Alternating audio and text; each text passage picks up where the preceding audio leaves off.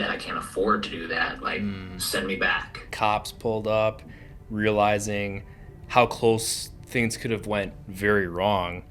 Sitting there in front of the funeral home, realizing I could have just killed myself or somebody else. It really was like God saying, hey, Michael, it's time. Like, it's time for a change. Welcome to the Rain from Within show. I'm Shane, your host. Everyone has a story. Most people carry scars that they don't talk about, the kind that quietly shape who they become. This show is just real one-on-one convos with people from all walks of life, a lot from the strength community, some outside of it, digging into the moments that form them from the inside out. Today's guest is Michael Plummer. Michael's story is about growing up fast, living in survival mode, and searching for direction. From taking on responsibility early to finding structure in the Navy to navigating mental health, loss, having to start over more than once, this conversation is going to follow what happens when life keeps forcing you to rebuild. We're going to talk about discipline, where it helped, where it didn't, avoidance versus honesty, identity and relationships, losing something he built, and just a lot of wake up calls that pushed real change physically, mentally, and spiritually. This isn't a story about having everything figured out. It's going to be about humility, resilience, choosing to show up differently after hitting rock bottom. And if you enjoy these conversations, make sure to like, subscribe, and if you're feeling called to share your own story, maybe coming and hopping on the pod, drop a comment on your biggest revelation or, head over to strength.com/athlete. That said, enjoy the show. Michael Plummer, it is a pleasure to have you here, brother. You have quite the story. We have a lot to unpack. So, growing up, you talked about how mostly it was you and your mom working after school, stepping away from sports, having to carry responsibility early. What did that season teach you about survival and self-reliance? So it was always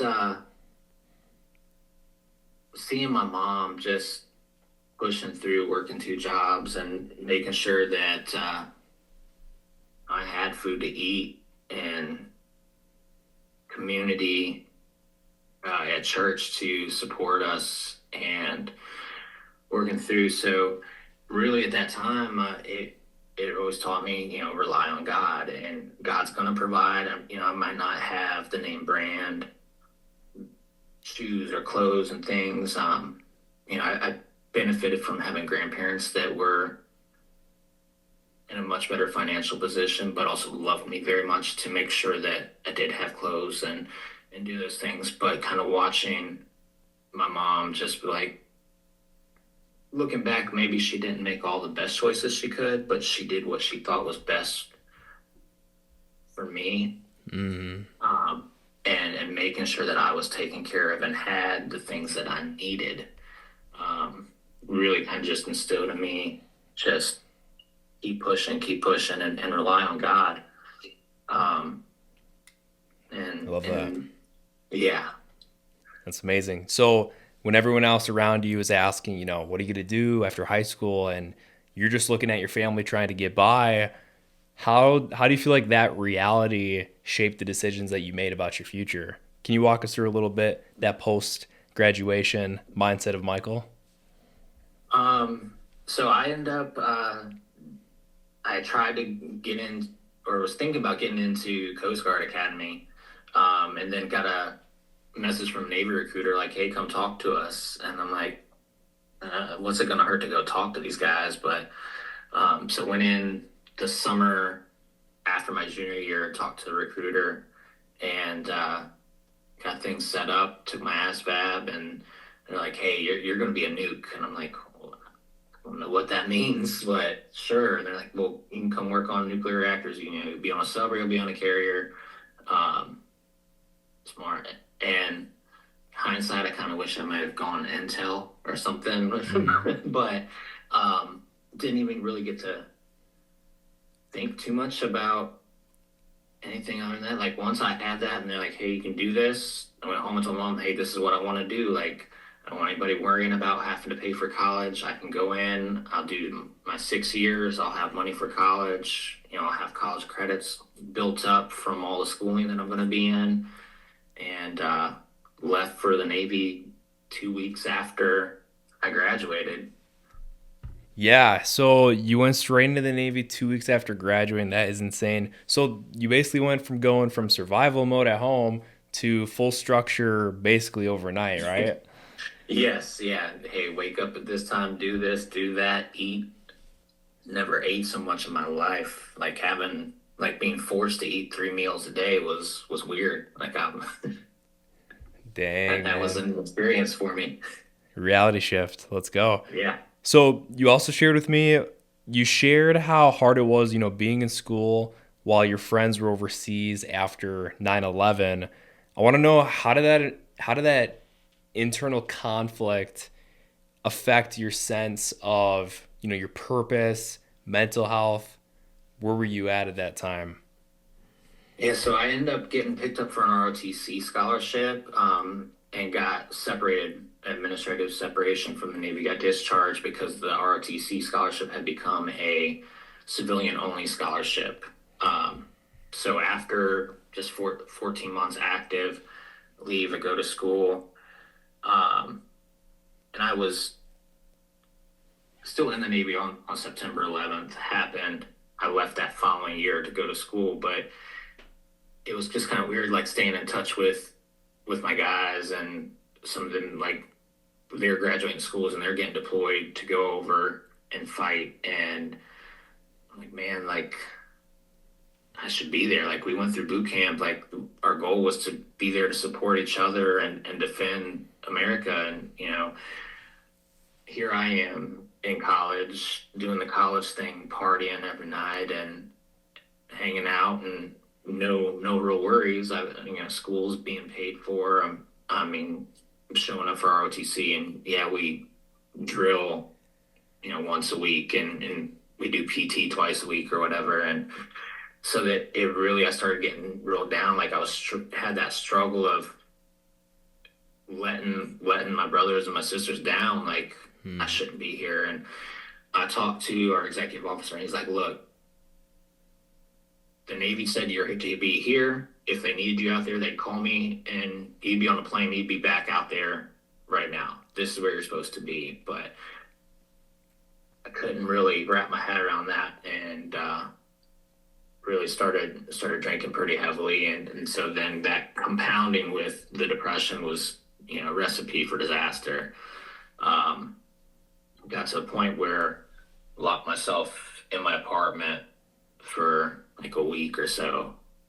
Wasn't showing up for anything, and finally my neighbor came the one day and just beat down my door and came in and was like, "Are you okay?" And I'm like, "Yeah, I'm fine." I wasn't, but at that point I went in and talked to the counselors at school, and they're like, "Yeah, you've got major depressive disorder. We're going to give you some medicine, kind of help bring that in, but you got to start thinking about your choices." And so then when I went into the Navy offices there and ROTC, and they're like, "Well, why don't you take this semester off and come back?" I'm like, I can't do that. I can't afford to do that. Like, Hmm. send me back. Like, let me go back active and just finish out my contract. And they kind of told me, like, you've got to figure out this mental health part. We can't send you back out to the fleet. And, Hmm. you're shutting down for weeks at a time. So Totally hear you. that was tough. Yeah. Talk us through that night when you were sliding through the intersection a little bit. The cops pulled up, realizing how close things could have went very wrong. I want to know what actually clicked for you in that moment. What the post almost find out Yeah. of crap. I really screwed up. Like that wake up call. Yeah, I was working at UPS at the time, and everybody, I think it was payday, we took off, went to the local wings place, and usually we were there for a drink or two, have some wings and go, and that day turned into a lot longer session. and it had been snowing, ice, and slid. Went tried to go straight from a right turn lane and hit a median, popped a tire, slid up into the grass in front of a funeral home, and cops pulled up in the driveway to check on me. And I'm like, no, I just need to change my tire. I'm good. And I definitely should not have been driving. So thankful to God that I didn't hurt myself or somebody else doing that. And as I changed my tire and the cops pull away, and I look up, I'm looking at this funeral home, and I'm like, is this where you really want to be? Like, Mm. this is what you're pushing yourself towards. And at that point, called my dad, who had previously offered to, like, hey, come stay with me, figure yourself out, get your life back together. Tried to tell him I was good, but sitting there in front of the funeral home, realizing I could have just killed myself or somebody else, it really was like God saying, hey, Michael, it's time. Like, Mm. it's time for a change. And so called my dad and packed up to move from Ohio down to sunny Virginia Beach. Virginia Beach, yes. So, your dad, he said, we're going to figure this out. What did having that structure and faith in God, how did that begin to change you? It was nice because it was like coming back to faith. Like, I never abandoned my faith, but Mm. just didn't practice it. Didn't. It wasn't something that was really near anywhere near the top of my list of priorities. And so, one of the rules for me going down there and staying with him was, hey, I want you to go to church. He's like, I don't care if you go to my church or but he's like, I think you need that back in your life. Um, and so with doing that, setting that, making that a priority again. And at first it was like, okay, yeah, I'm showing up. But then it also turned into, we got a new associate pastor, and he was like, man, he was young, fresh out of seminary, and he's like, I've got these ideas of like how our church did really great with the youth up until like high school, and then the older generation and things, but that gap for college and through your 30s or 40s, we had a gap there. And he's like, oh, I want to do another service that's kind of different. And so learned to play the bass and was on the praise team and got to not only just play music, but be a part of a team that generated services and focused on the people that were my age, and kind of bringing that different element Mm. of worship that was more identifiable with that age group. And so that really kind of set me up. Things were going well, till I met my now ex-wife, and I kind of let that derail me again. No, I hear you on that. And absolutely with the church and the environment you're in, and you got to find kind of like your vibe and, what you resonate with the most. I definitely can agree with that because, this past couple years, all of a sudden I'm very interested in getting closer to God and being around the right people. Like moving to Florida, there's this church down there called Radiant Church that I started going to, and I met this group of guys. It was like 10 dudes, super great guys, and everything was based on a foundation of faith, and that can really take you a long way. So I love to hear that that continues to grow in your life. So you, before we get into the marriage, quick, let's take it one step back to Geico. You mentioned with me you spent over a decade at Geico and thought that might be your forever job, right? What did that chapter give you, and what did it leave unfulfilled? Yeah, so Geico was amazing to me. I had Before I went there, I had been working at a gas station for Exxon. Um, Worked my way up from just overnight clerk to I was a manager of two stores. But I'd go on vacation and I was on call 24/7. And I'm like, I'm 14 hours away. I'd gone back home to Ohio, and I'm like, you guys got to figure this out. There's another manager on, and or I'd go out with friends and we go to dinner. Like, nah, I can't have a glass of wine tonight because I know I'm going to end up getting a call and have to go to work, and just that constant stress of always working, always working, always working. And so my best friend's mom worked for Geico, and so put her name down as a referral. Got in there, worked in the claims department, and learned a ton. They were very good about supporting staff, and um, they always talked about how they had never laid anybody off, and their benefits were amazing, and just having that structure. I got to work on some special projects. Helped when Sandy came through and just kind of devastated the East Coast.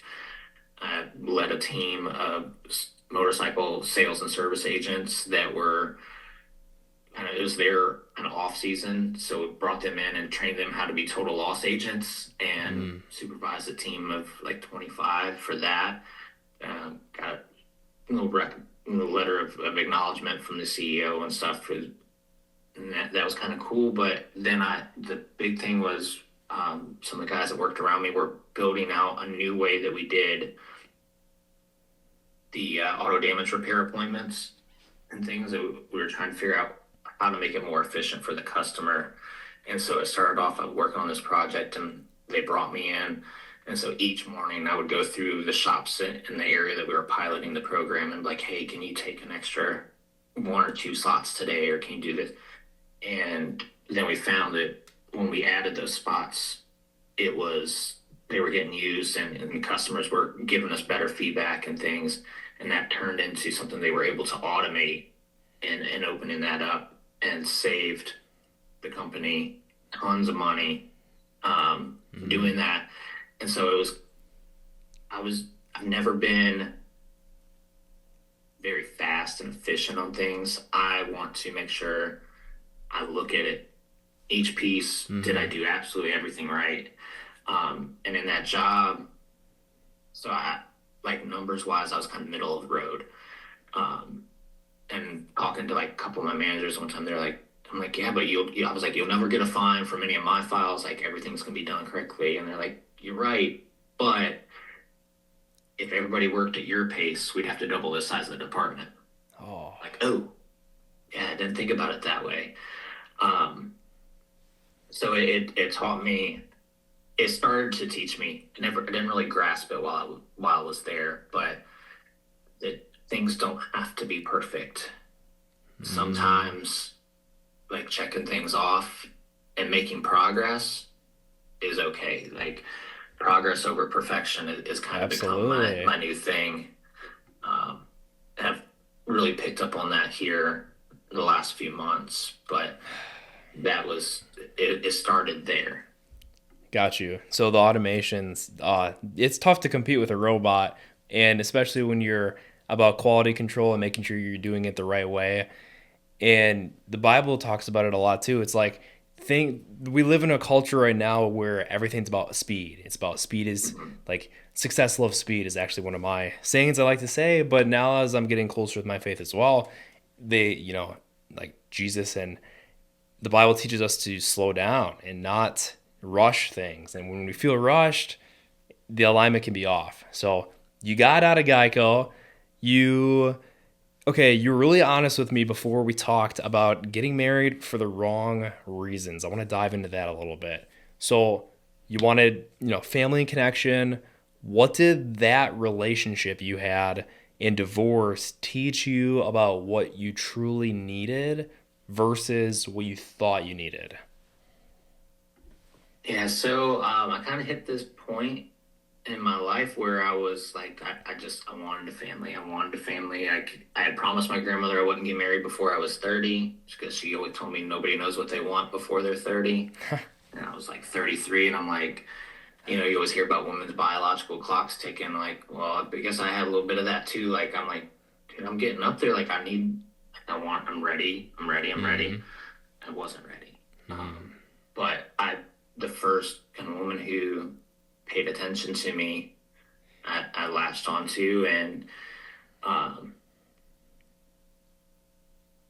in the beginning, she said, I don't know if I want to get married again. I don't know, if I want kids, any more kids. And she had a child from her first marriage. And I'm like, okay, well, if,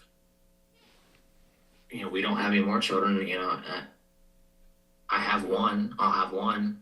Um, and, who knows, maybe down the road we can adopt or we can foster or something. And she's like, yeah, that could be a possibility. Um, but it really quickly turned into like where I felt like I was a babysitter and house cleaner, and there was no real intimacy there.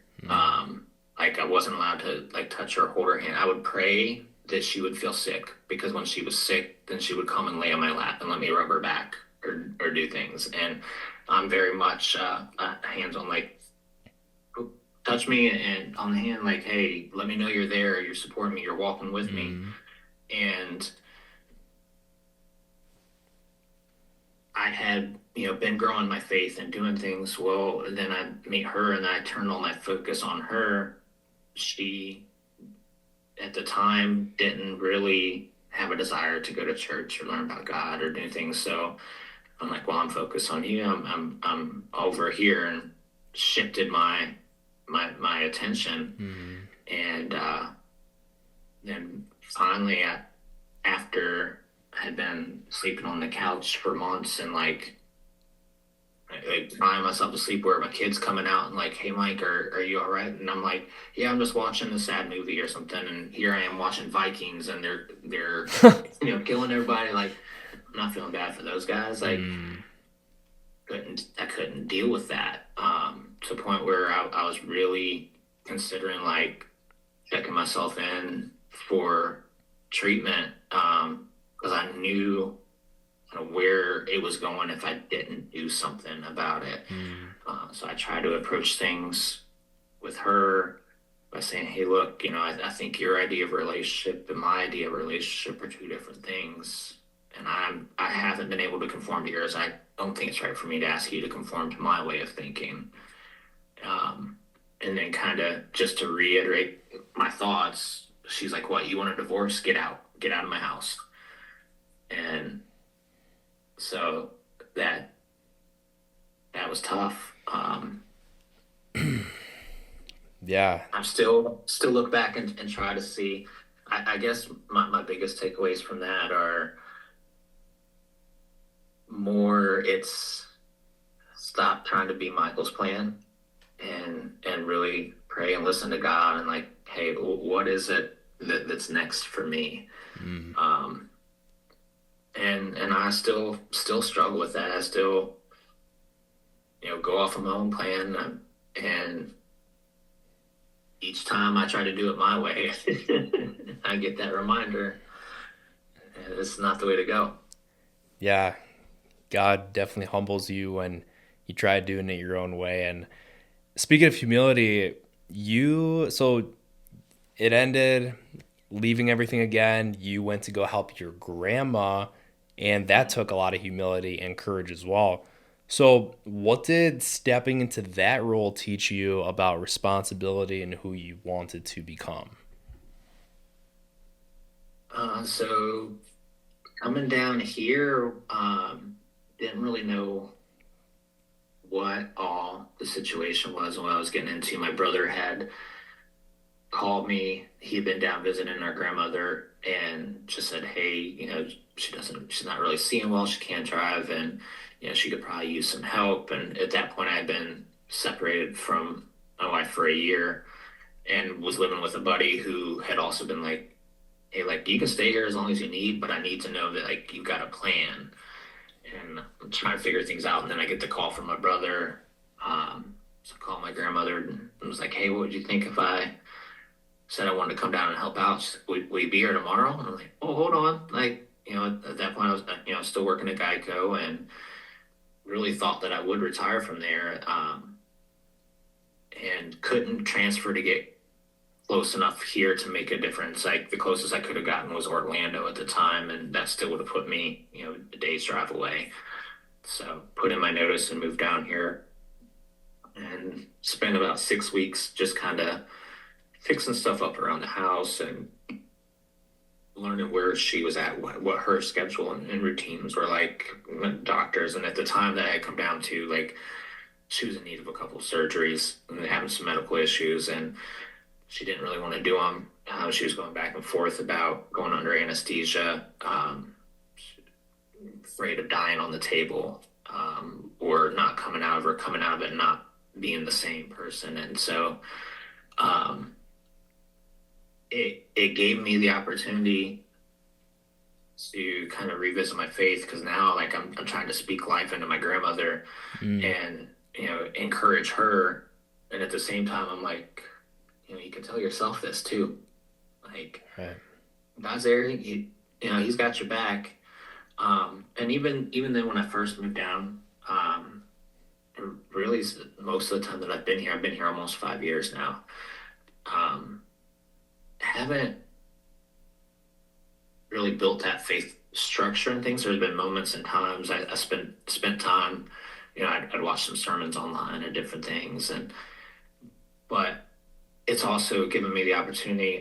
So my grandmother is an ordained spiritualist minister. Mm, Not something I fully understood and things. A little different belief system than me.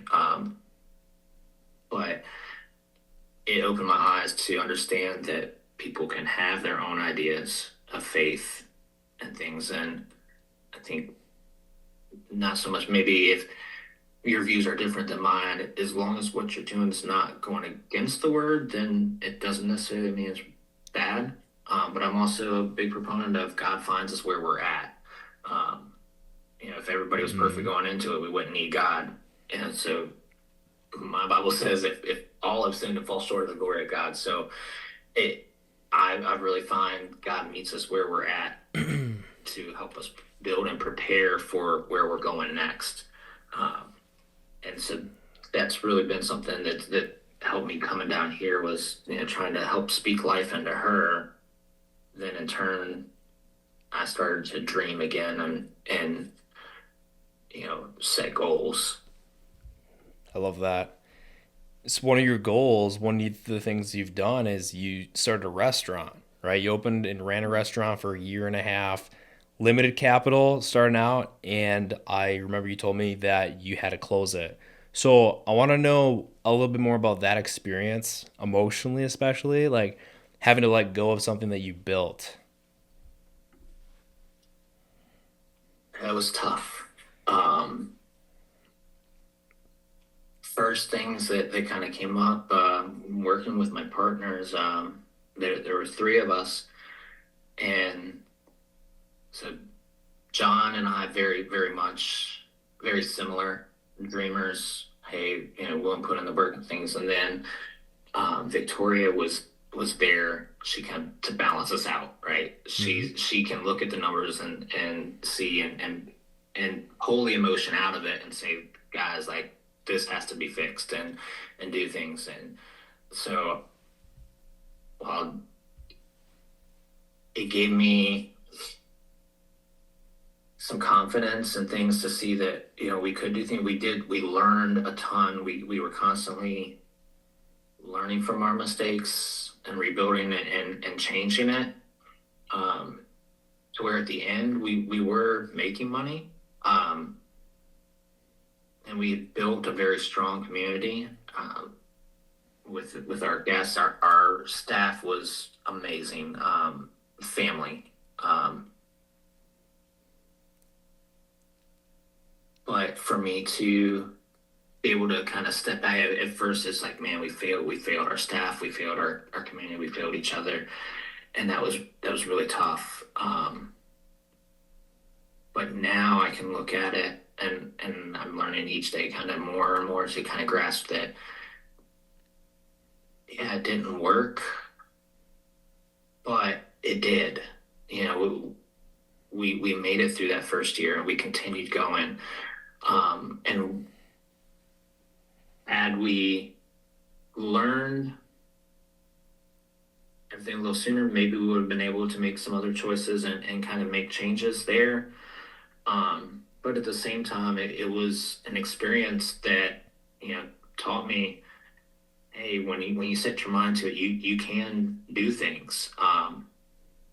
Loving and supporting the people around you, whether it's employees, staffs, friends, customers, yes, that's worth way more than a paycheck in the end of the day. Yes, we've got bills and you've got to pay things, but to this day I get messages from customers checking in on me. Hey, how you doing? Or where are you at? Can we stop by and see you?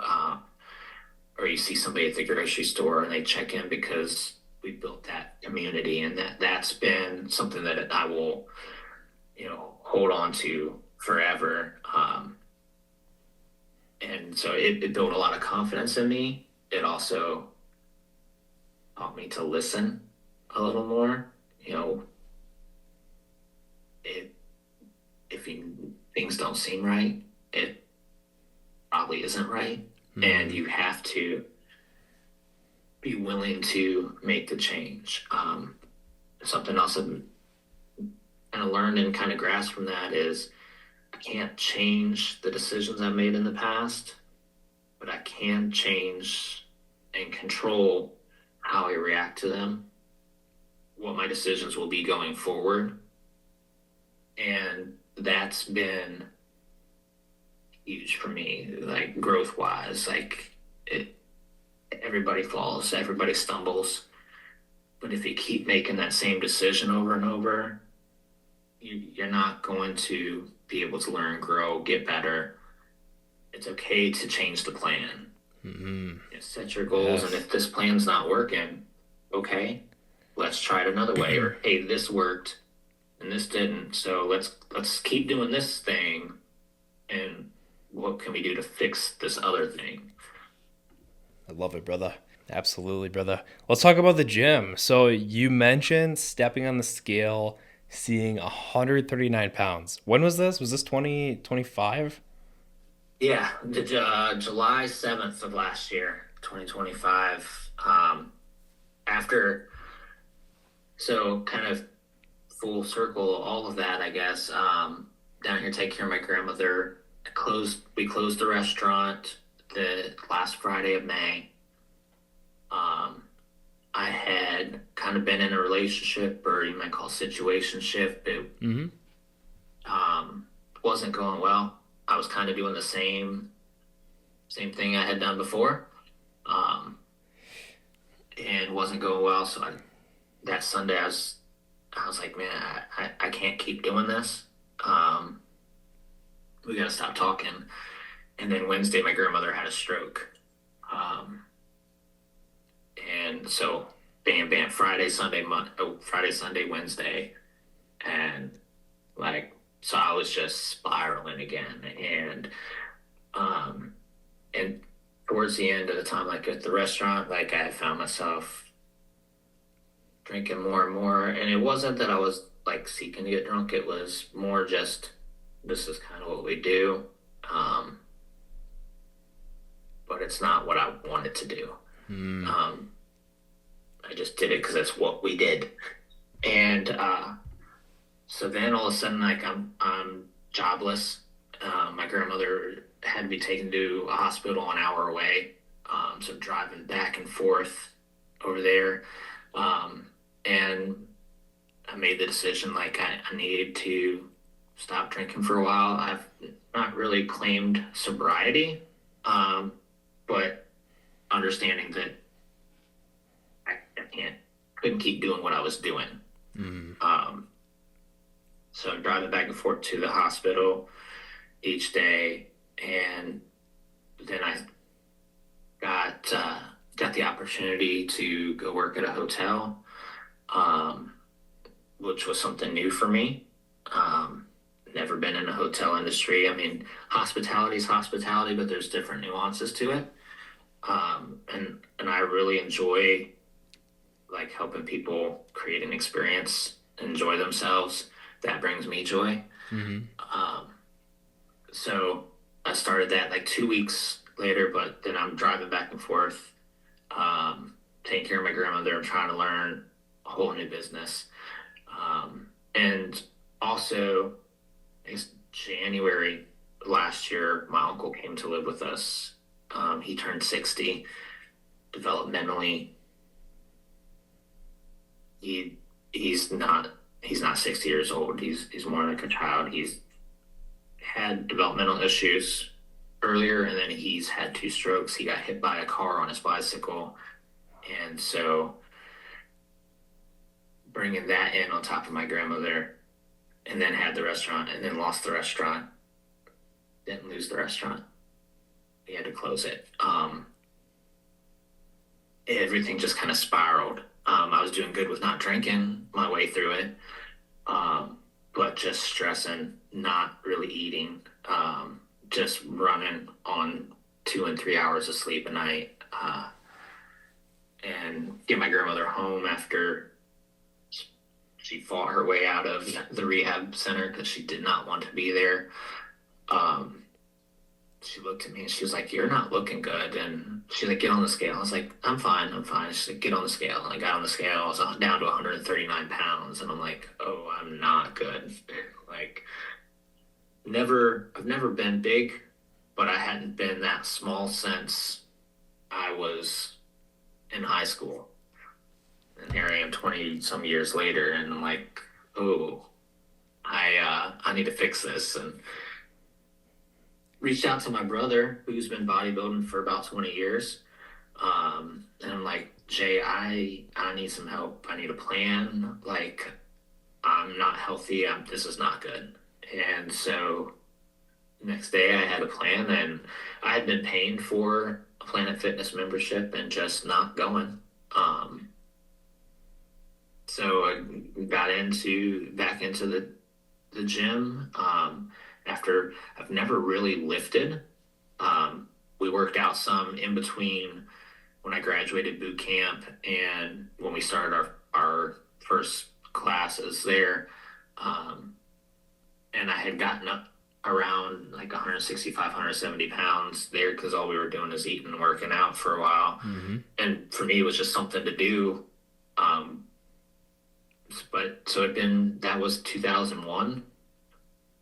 So, 24 years later, I'm finally getting back into the gym, and that created my safe space for me. Um, Starting to focus on, let's get through this workout. Let's, do this. And then the stress relief was amazing, and the clarity that came with exerting myself physically instead of just mentally, Mm-hmm. um, opened things up for me to really start figuring out again, and maybe for me for the first time, like, who I am, who I want to be. I still don't have it all together, but I'm making progress. Absolutely. So that was in about July, you said you started partnering up with your brother and started getting Yeah. locked in on the fitness. And then Mhm. when did you find out about strength? I think it was like the end of August, beginning of September. Um, I came across my TikTok. And it was a video for brand ambassadors. I think it was targeted towards the ladies, but I was like, "Oh, what are they gonna say? No, I'll Hey, send we I'll were looking send for the a boys message." too. Yeah, for sure, bro. And I had set up to go see my niece working at Disney for her birthday, in September, and then I got the message back that, like, "Hey, we think you'd be a good fit here at Strength," and scheduled a call with Diego for the day I was driving back from Orlando, and pulled off the side of the road and sat and had a conversation in a Waffle House parking lot with Diego, and just talking to me, kind of like we're doing now, just finding out about me, and telling me about Strength and the community. And when I first saw the videos, like, I was like, "Oh, that's a cool logo," and hey, if I can, wear some some cool stuff, like that'd be all right. Didn't really know anything about being a brand ambassador or everything that strength has to offer initially. But so glad that God, I really feel like God led me to strength Let's and go. to kind of open me up. Yeah, you mentioned the biggest part about strength for you has been the community. What has having accountability partners in the relationships that you've built so far, how's that changed you? It's been amazing. So, Mondays after the team meetings, we get your battle buddy or your accountability partner for the week, and I've gotten gotten to work with athletes that half my age, early 20s, just starting off, still in college, and there are people close to my age and things. But through that week long of encouragement and stuff, and checking in, hey, I got my workout in, I'm through my first half gallon of water, like how are you doing, where are you at today? Built relationships to where you don't just, it's not just a, hey, did you go to the gym? Hey, did you eat your protein today? Like, it's not anything monotonous like that. You Mm, start to find out about people, and we have such a diverse community of backgrounds and where people are at in their journeys, and getting to just talk to people and have that feeling of community where, like, man, I'm having a rough day. Like, you send something in a message board and stuff, like it's usually pretty quick that somebody responds, or mm-hmm. sends you a word of encouragement, or sends you a direct message like, hey, you can give me a call, like let's talk through this. It's I, I think my aunt came to visit me the first time I've really spent time with her in several years. She worked in philanthropy. She's in recovery, and as a social worker and things. And um, for me, it's very much been similar to what I grew up watching her do with, like, AA and NA and things, and having that community. Like, hey, I'm making a decision for my life. Like, let me surround myself with people that are like minded.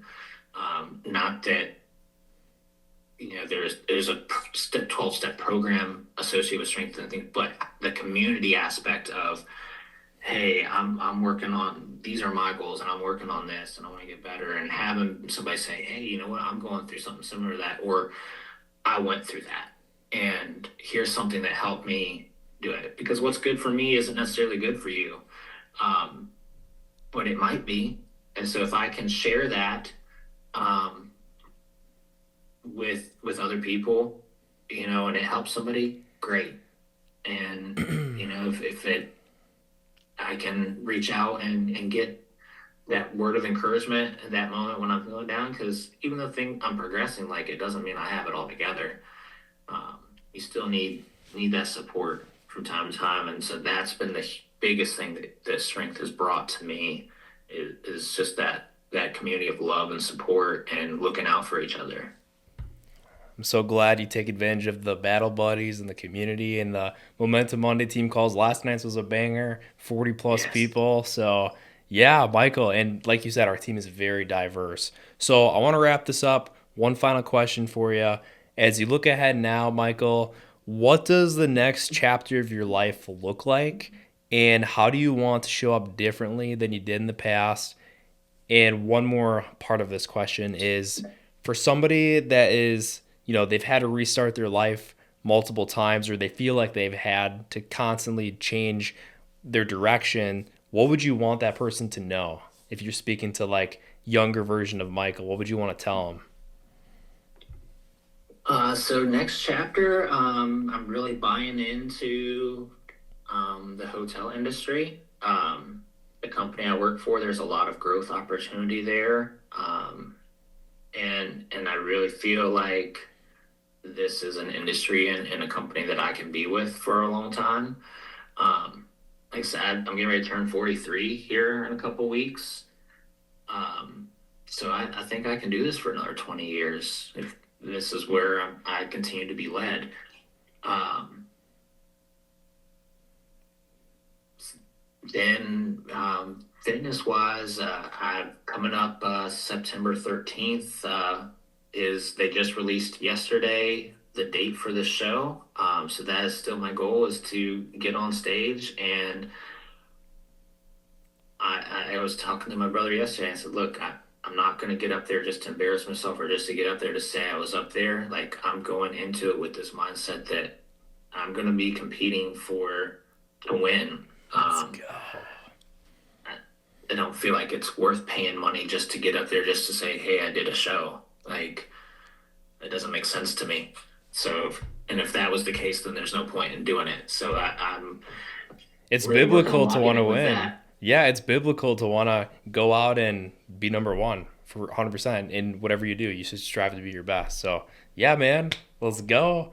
And then as far as telling younger me, like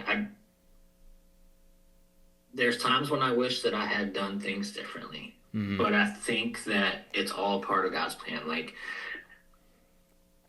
so often I hear people, oh, I wish I could go back to being 17 or 18 or go back to my 20s. And I don't want to do it because I might try to make a different decision and then my life would look differently. It's not been what a lot of people would see, as perfect or ideal, but I wouldn't be who I am without my experiences.